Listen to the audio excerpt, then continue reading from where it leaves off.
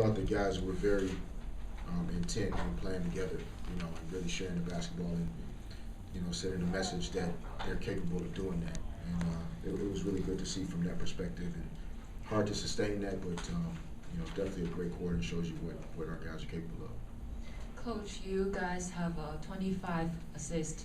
Looks like this is the most number of this season so far. So what can you see from this number?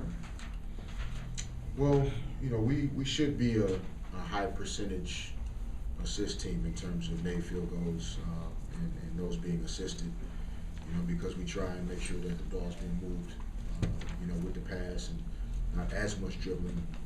And, that number always tells you, how the players were thinking that particular night. And, we had 14 at the half, so, wish we could have had a little bit more. But, if you get into the mid-20s, high 20s, you're doing a lot of really great things out there, and that's a good number to see. Yeah, piggybacking on that, Coach, Calderon had 10 assists tonight. His opponent only had 1. You talk about his game tonight, please. Yeah, I remember thinking during the game that Jose was probably the best player on the floor tonight because he was okay with not having any points. And, I don't think it's a coincidence that we won the game in an easier fashion. When you have a player only thinking about making his teammates better. And, the more guys we can have thinking that way, the game can get easier for us. We can win games in a more efficient fashion instead of down to the buzzer every single time. Coach, you end the third quarter up by 25. With a game tomorrow night, how did you want to go into that fourth quarter with your starters? Did that 14-0 run prompt you to get them in, or was there normal rotation? Yeah, you answered your own question, basically. I did not plan, on having to put those guys back in. I knew it'd be a long time for our second unit guys to finish the third quarter and play the entire fourth quarter. But, I trust Sasha, I trust Kyle, Lou. I felt like I could have got some guys in there. But we weren't finishing the game the right way. I didn't want to have to add those 5 or 6 minutes. But, I think the guys understood that it was necessary and we should still have enough energy to give ourselves a chance to win tomorrow. Coach, there's a definite buzz in the building every time Kristaps touches the ball. Do you think he feeds off that energy from the crowd? And also just the difference from last year to this year, even on a night like tonight when the game maybe isn't close. What have you noticed in terms of energy from the crowd this year? In terms of, Buzz and Kris, et cetera, I think all players feed off of, energy, sometimes good or bad. And here at home for us, I do think our guys feed off the energy that our fans provide us and are starting to respond to it, and enjoying and embracing, the passion that the fans have for our team. And I think Kris definitely does. In terms of the buzz this year, success always brings a little bit more of a spotlight, and so we have to embrace that as well.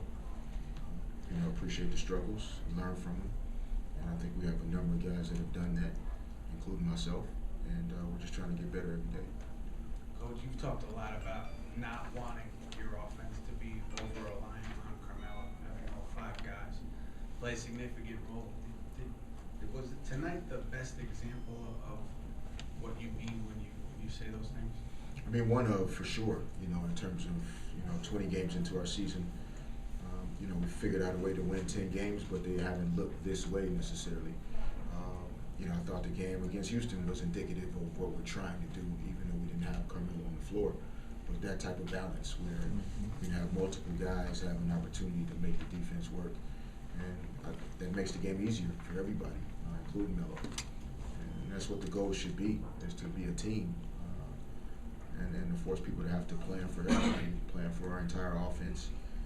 And, I think that makes us a more effective group. Coach, when you were in LA, you played with a couple of different sort of wing and big combinations within the triangle with Kobe and Shaq, and then Kobe and Powell, Bynum. For the most part, Kobe was doing the work from the outside, and the big guys were playing on the inside. Here with Carmelo and Kristaps, they're both capable of working inside and out. How much does that change things, within the triangle offensively? That versatility is a big part of the system.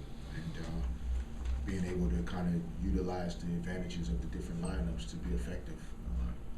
You know, and so when we're big with Robin and Kris on the floor, you know, there's some things that we can do to take advantage of that group.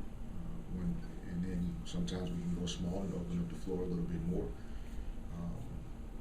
And that's an important facet of our game. That's why, you know, guys like Derek Williams are, you know, so exciting for us, because that gives us another one of those dimensions.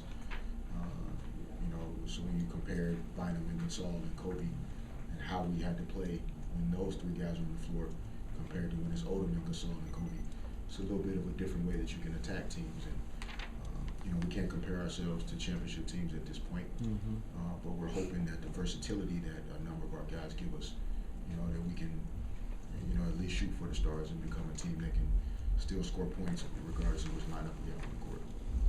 Coach, tonight after this game, it's 20 games, essentially the quarter point of the season. Is the team where you thought it would be and where you wanted to be after 20 games, the quarter point? No, I mean, I can't hate on what the guys are doing right now, honestly. You know, we definitely have some games that we could have closed out. You know, we could have a few more wins under our belt.